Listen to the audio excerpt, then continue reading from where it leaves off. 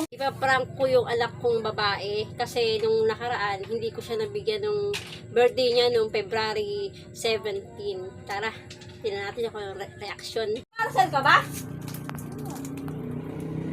Wala kang parcel? Dito ka.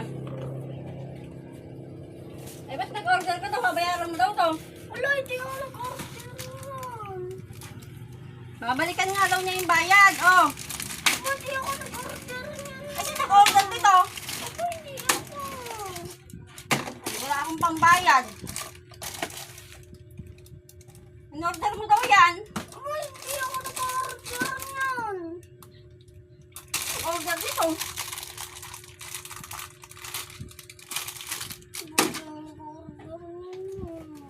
Nag-order niyan. Hindi nga ako. Anong order niya yung si Mama?